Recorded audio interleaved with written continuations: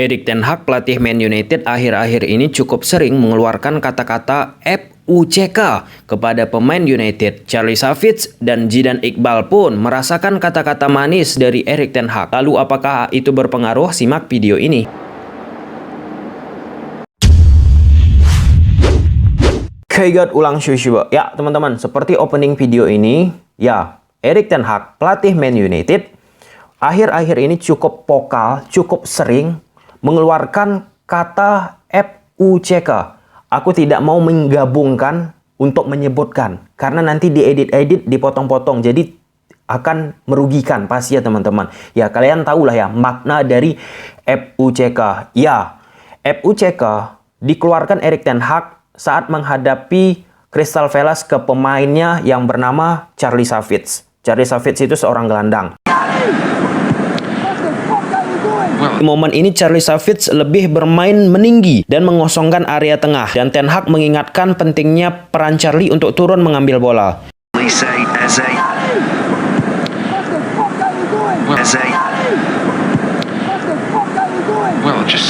Lalu bagaimana yang diinginkan oleh Ten Hag? Lihat klip ini. Ya, di sini saat De Gea kuasai bola dan Charlie Savage menjemput bola untuk menyambungkan sirkulasi ataupun distribusi bola yang sedang dijalankan United.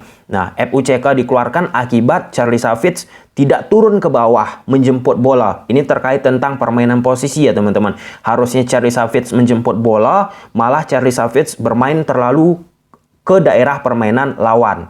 Akhirnya De Gea melakukan direct. Pun pada sesi latihan yang dilakukan oleh United akhir-akhir ini teman-teman, ke Zidane Iqbal, gelandang Man United, kembali Mr. Erik ten Hag, Coach Erik ten Hag mengatakan FUCK lagi, FUCK terhadap Zidane Iqbal.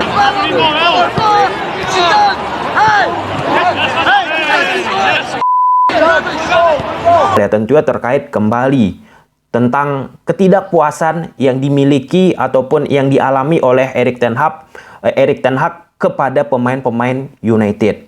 Jauh sebelum ini teman-teman, di awal-awal Erik ten Hag melakukan sesi latihan, Ten Hag menyebutkan ke beberapa pemain United, overall lah ya, rata-rata teman-teman, making too many mistake, jangan terlalu banyak membuat kesalahan.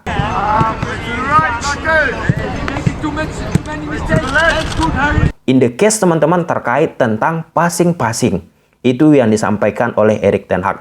Lalu pertanyaan besar, mengapa Erik ten Hag, Coach Erik ten Hag teman-teman, sering ataupun terlihat vokal banget kepada pemain-pemain United? Apakah itu berpengaruh? Oke, ini kita akan membahasnya secara ilmiah menggunakan beberapa jurnal yang aku petik teman-teman. Sebelum kita masuk ke momen tersebut, seperti yang kita ketahui teman-teman, kita ambil aja lah ya masa Rangnick. Di media disebutkan banyak sekali spekulasi yang mengatakan Rangnick tidak mampu mengelola ruang ganti yang dimiliki MU pada saat Rangnick menjadi pelatih United.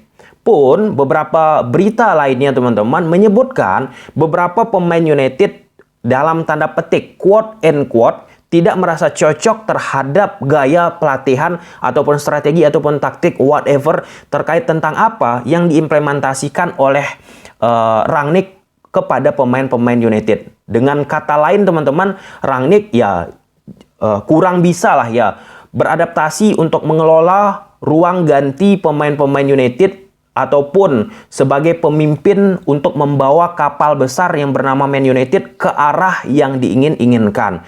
Nah, di momen ini Erik ten Hag masuk mencoba melakukan treatment yang berbeda dari sisi komunikasi yang lebih barbar, dalam tanda petik ya teman-teman, hati-hati, yang lebih vokal terhadap pemain-pemain United.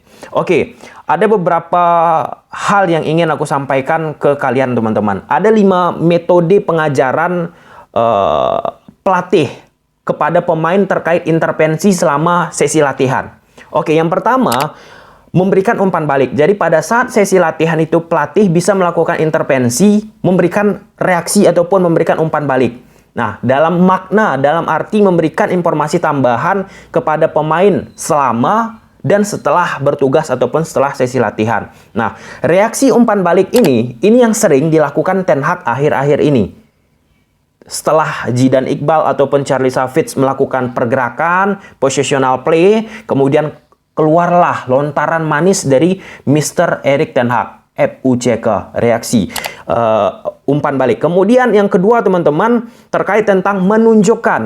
Nah, ini salah satu intervensi yang bisa dilakukan oleh pelatih, menunjukkan, membuat demonstrasi tentang bagaimana latihan yang harus dilakukan. Dan yang ketiga, melangkah kembali dan refleksi, membantu pemain untuk menemukan sendiri alternatif tindakan untuk kemungkinan konsekuensi apa yang akan ia lakukan, memberikan pedoman, dan yang terakhir mengetahui bagaimana merancang tugas untuk para pemain untuk mengerjakannya sesuai misalnya ruang, waktu kapan akan bergerak dan lain sebagainya. 5 hal tersebut biasanya sesuatu yang sering diintervensi oleh pelatih di saat sesi latihan ataupun di pertandingan sepak bola teman-teman. Itu perlu kalian ingat. Pertanyaan besarnya, apakah kata-kata kasar, kata-kata vokal yang diberikan oleh Erik ten Hag kepada pemain-pemain United akan mempengaruhi sisi mental pemain United ataupun secara keseluruhan permainan United? Aku kutip dari berbagai macam jurnal teman-teman.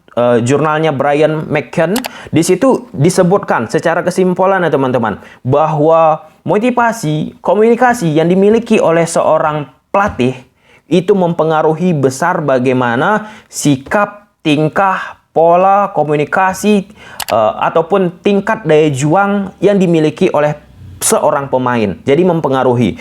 Kemudian dari Jurnal olahraga, International Journal of Human Movement and Sport Science, teman-teman. Di situ disebutkan bahwa 56% ketika mengeluarkan kata-kata vokal, kata-kata kasar, kata-kata yang nggak biasanya digunakan, teman-teman, yang nggak sewajarnya, 56% mempengaruhi atlet sepak bola yang sedang melakukan latihan, yang sedang melakukan kegiatan terkait tentang sepak bola. Jadi ada kaitannya ya. Kemudian ada juga yang mengatakan itu tidak berpengaruh, dari berbagai macam tulisan terkait tentang psikologi yang menceritakan dulu ada kisah teman-teman anak SMA yang sangat suka sepak bola, kemudian pada saat ya usia pembinaan, usia muda teman-teman, ikut di suatu pelatihan, namun pelatihnya suka melakukan kata-kata kasar, melakukan bully, dan lama-kelamaan seorang pemain tersebut, anak muda ini teman-teman, akibat sering dibully, sering dikasari, sering dihina di depan rekan-rekannya teman-teman, ya lama-kelamaan dia mencari alasan, sakit lah, inilah, untuk apa? Untuk menghindari datang ke pelatihan dan menurunkan minat daripada pemain tersebut untuk bisa berlatih dan melanjutkan sepak bola yang dulu dia hobikan. Jadi ada pengaruhnya teman-teman. Kemudian dari beberapa media lainnya teman-teman ataupun jurnal lainnya disebutkan bahwa dengan mengeluarkan kata-kata kasar malah pemain itu sulit untuk bisa memahami apa yang dimiliki ataupun apa yang ingin disampaikan oleh seorang pelatih.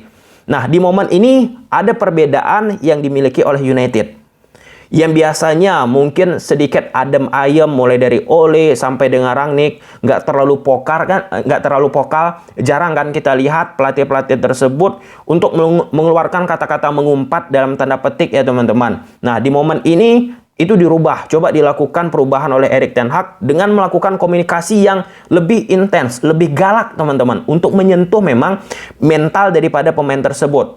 Nah, debatable memang. Ada penelitian mengatakan mempengaruhi, ada penelitian yang tidak mempengaruhi. Bahkan cenderung membuat pemain tersebut akan merasa selalu bersalah. Kapan ya saya harus melakukan passing ya? Takut nih, karena akan di FUCK kan, ataupun kata-kata kasar lainnya. Di momen ini kita bukan bicara perbedaannya. Namun, kita bicara bahwa dengan kata-kata kasar, dengan kata-kata FUCK yang sering dilontarkan oleh Erik ten Hag, ada juga penelitian yang membenarkan, ada juga penelitian yang mengatakan itu bisa mempengaruhi sikap dari seorang pemain di dalam lapangan sepak bola.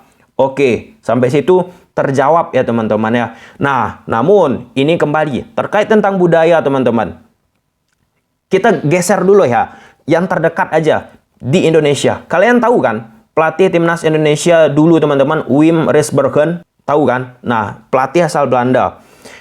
Dia ini salah satu pelatih yang suka kita sebut lah ya, memaki-maki pemain teman-teman. Sebentar aku cari dulu beritanya. Ini dari bola.com ya teman-teman, bola.com. Nah, di sini disampaikan oleh Firman Utina dulu dari literatur ini. Kami manusia biasa juga, tiap hari dimaki-maki, kesal rasanya. Ini kembali terkait tentang budaya. Kalau di Indonesia nggak mungkin, agak sulit, bukan nggak mungkin aku katakan. Kalau di Indonesia agak sulit untuk memaki-maki seperti yang disampaikan oleh Erik ten Hag berkali-kali. Firman Utina katakan, kami manusia biasa juga, tiap hari dimaki-maki, kesal rasanya. Apakah itu berkorelasi ataukah itu juga berlaku bagi pemain United pada akhirnya nanti ketika sering di FUCK akan ngamuk juga, kita nggak tahu ya. Kita nggak tahu, tetapi kita hanya bisa memberikan apa situasi dari pengalaman-pengalaman sebelumnya. Kemudian disampaikan oleh Wim Rijsbergen, melatih di Indonesia sebuah mimpi buruk. Susah sekali berurusan dengan dengan baik dan benar di negara tersebut. Konteksnya ya, bukan kita bicara tentang situasi pemain timnas Indonesia, tetapi konteks di mana kita meletakkan kata-kata memaki, kata-kata FUCK, whatever, lain sebagainya di setiap momen ataupun di setiap lingkungan di mana kita berada. Mungkin orang tidak suka sering-sering dimaki-maki di FUCK, itu pasti ada. Namun ada juga di suatu lingkungan kita juga harus mengeluarkan kata-kata yang lebih vokal, keras teman-teman, strong. Untuk apa? Untuk merubah pola yang biasanya nggak pernah dilakukan, untuk membuat gaya yang lebih baru agar sesuatu lebih baru muncul dan efeknya terasa bagi tim ataupun terasa bagi pemain tersebut untuk melakukan sesuatu di dalam satu pertandingan. Oke, mungkin sampai sini aja dulu video teman-teman. Kita lihat di match-match apa lagi Erik ten Hag, di sesi latihan apalagi Erik ten Hag mengeluarkan kata-kata FUCK. Sampai sini dulu aja video, bye.